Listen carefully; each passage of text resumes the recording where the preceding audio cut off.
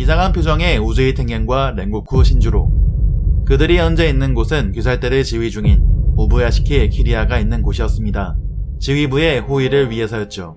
텐겐은 아버지를 잃은 정신적 고통이 채 아물기 전에 귀살대의 지휘봉을 잡고 자신의 사명을 다하고자 하는 키리아가 훌륭하다고 말했습니다.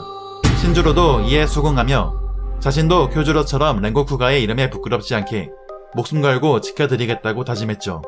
쿄주로는 어머니와의 약속으로 한때는 훌륭한 염주였던 아버지 신주로처럼 되기 위해 주가 되었는데, 정작 신주로는 아들인 쿄주로를 통해 랭고쿠가의 궁지를 되찾게 되는 꺼져가던 불꽃이 되살아난 그런 모습이라고 볼 수 있겠네요. 한편 저택의 다른 방 안에서는 잠든 네즈코를 우로코타키 사콘지가 돌보고 있었습니다. 네즈코는 타마요가 만든 인간으로 되돌아가는 약을 사용한 상태였죠. 만약 성공한다면 무잔히 1000년 넘게 갈구해온 완전체의 꿈은 무너지게 되는 것이었습니다. 우로코타키의 뇌리에는 최종 국면이라는 말이 몇 번이고 스치고 있었고, 그는 매우 긴장한 상태였습니다. 기나긴 싸움의 끝이 오늘 밤 끝나게 될지도 모르기 때문이었죠. 이어서 카마도 남매와의 첫 만남을 회상했습니다. 그는 혈귀와 귀살대의 싸움으로 쌓아 올려진 장치에 카마도 남매라는 톱니바퀴가 끼워짐으로써 정체되어 있던 상황이 단숨에 움직이기 시작했다고 생각했죠. 그러고선 카마도 남매의 승리를 기원했습니다. 지지 마라 네즈코, 지지 마라 탄지로, 절대로 지지 마라. 그와 함께 격돌하는 아카자와 탄지로. 탄지로는 아카자의 주먹을 피했고 그의 왼팔을 베어내려고 했습니다. 현재의 탄지로의 힘이 상현에게, 아카자에게 통할 것인가.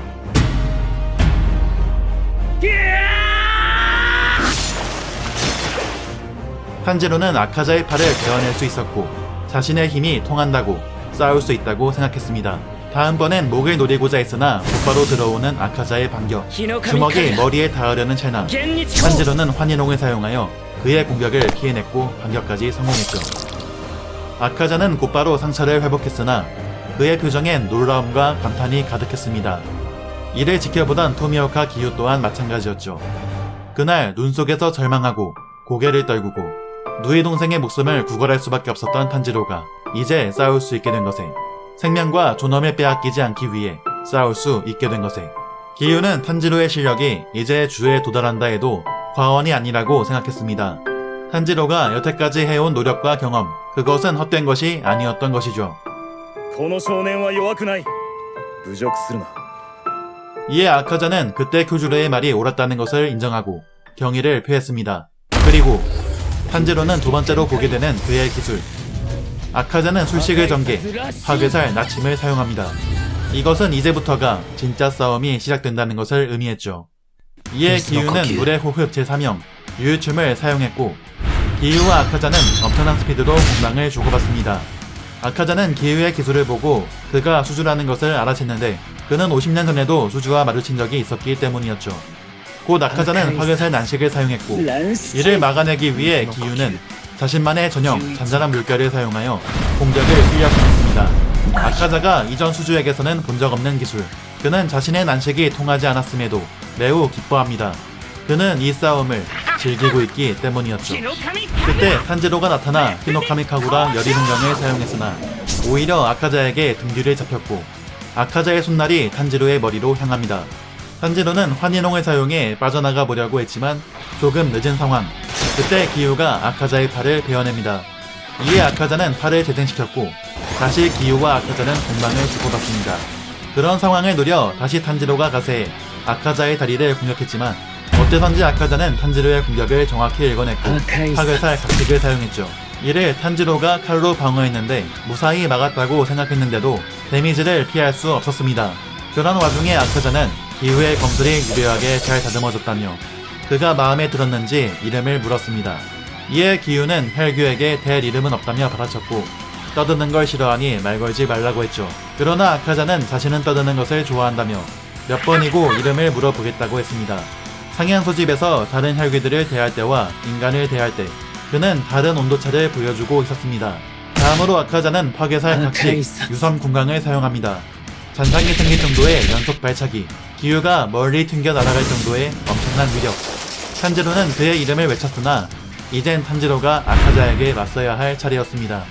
접근해온 아카자에게 맞서 탄지로는 히노카미카구라 잡골 야명을 사용했고 아카자는 파괴살 98중심으로 대응했죠. 불꽃과 폭발이 맞부딪히며 장렬했으나 저릿한 통증을 느끼며 힘에서 밀린 쪽은 탄지로였습니다. 서로의 합을 계속 주고받으며 탄지로의 성장을 느낀 아카자. 그는 탄지로가 단기간에 이만큼 단련한 것을 칭찬했습니다. 그날 밤 땅바닥에 나뒹굴던 압도적인 약자. 잡초에 불과했던 탄지로가 괄목할 만한 성장을 이룬 것에 아카자는 크게 기뻐했죠. 그렇기에 아카자는 큐주로가 그날 밤 죽은 것이 잘된 일이라고 말했습니다. 그 이유는 첫 번째로 큐주로의 죽음은 탄지로가 강해질 수 있는 계기가 되었고, 두 번째로는 큐주로가 가진 가치관, 그가 끝까지 인간으로 남고 싶어하는 가치관을 가졌기에 아카자는 그가 그 이상으로 더 강해질 수 없을지도 모른다고 생각했기 때문이었습니다. 아카자는 그의 가치관을 시답잖다고 평가했습니다. 혈귀가 되라는 제안을 받아들였다면 죽지 않고 더 큰 힘을 가질 수 있었을 테니까요. 아카자의 말에 탄지로는 큐주로와 신주로, 센주로를 떠올립니다. 큐주로의 죽음과 그로 인해 남겨진 자들이 가지는 슬픔. 탄지로는 큐주로가 죽길 잘했다고 말한 아카자가 큐주로를 모욕하고 침을 뱉은 거라며 분노했습니다. 이에 아카자는 자신은 칭찬이었다고, 싫어하는 건 약자일 뿐이라며 오해라고 말했죠. 약자를 싫어하는 아카자의 입장에선 그날 큐주로가 혈기가 되지 않고 인간으로서 언젠가 늙고 나약해져 볼품 없어질 바에야 그 자리에서 죽고 없어지는 것이 잘된 일이라고 생각한 것이죠. 약자가 도태되는 건 다름 아닌 자연의 섭리. 그것이 아카자가 가진 가치관. 그러나 탄지로는 그의 말을 부정했습니다. 그 근거는 아카자의 존재 자체가 증명한다고 말했죠. 누구나 태어나면서부터 약자이고 누군가의 도움 없이는 살아갈 수 없기에 아카자도 마찬가지로 누군가의 보호와 도움을 받았기에 지금 이렇게 살아있을 수 있다는 것이었습니다. 강한 자는 약한 자를 돕고 지키고 약한 자는 강해져서 또다시 자기보다 약한 자를 돕고 지키는 것. 탄지로는 그것이 자연의 섭리라고 말했습니다. 각자 다른 가치관의 대립. 탄지로는 아카자의 사고방식을 용납할 수 없다며 이곳에서 그를 멈춰 세우겠다고 소리칩니다. 아카자는 탄지로의 말을 듣고 이해하게 됩니다. 처음에는 여느 때처럼 약자라서 불쾌함을 느꼈다고 생각했으나 그를 몸속 깊은 곳에서부터 받아들일 수 없는 이유를 말이죠. 금속을 손톱으로 긁는 듯한 신경을 거슬리는 혐오감과 불협화음. 현재는 약자가 아님에도 여전히 느껴지는 불쾌감. 탄지로의 눈, 목소리, 말 전부 다 아카자의 오장육부를 뒤흔들 만큼 그의 영린을 건드리는 무언가가 존재했습니다. 그 순간 아카자는 자신의 어깨로부터 누군가의 존재를 느낍니다. 그는 탄지로와 같은 말을 건네고 있었죠. 무엇하든 처음에는 갓난아기여서 주위의 도움을 받으며 익혀나가게 된다는 것.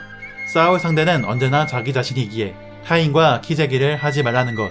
중요한 것은 어제의 자신보다 강해지는 것이니 그걸 10년 20년 계속하다 보면 훌륭해질 수 있고 그 다음엔 네가 남을 도와주는 거라는 탄지로와 같은 가치관을 가진 누군가의 가르침.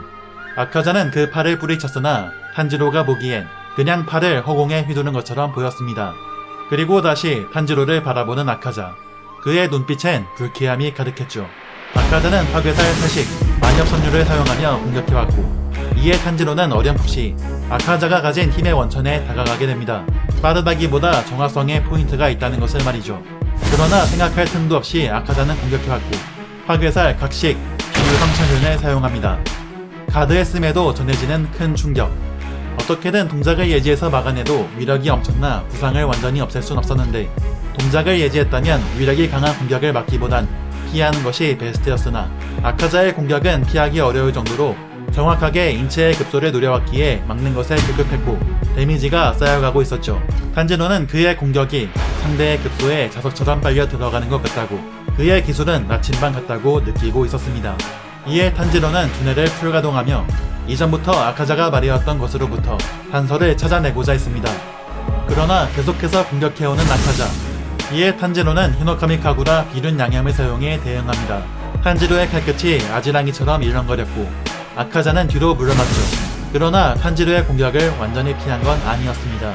처음으로 아카자의 목에 상처를 내는데 성공했죠. 이에 아카자는 재미난 기술이라며 즐거워했고 다시 공격해옵니다.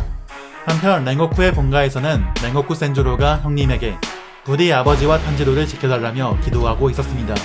센조로는 해외호흡의 검객이 무장과 대치했을 때의 상황을 담은 과거 염주와 해외호흡의 검객이 나눈 대화 내용을 편지에 적어서 보낸 상태였는데 당시 선조 염주는 해외호흡의 검객이 한 이야기를 듣고 자신감을 잃고 말았으나 센주로는 탄지로라면 지지 않을 거라며 미래로 가는 길을 열어줄 거라며 굳게 믿고 있었습니다.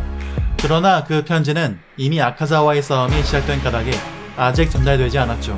아카자를 이기지 않으면 읽을 수 없는 상황. 탄지로가 히노카미 카구라 원물을 사용했고 아카자는 이를 손으로 잡아내 칼을 부러뜨리려고 했습니다.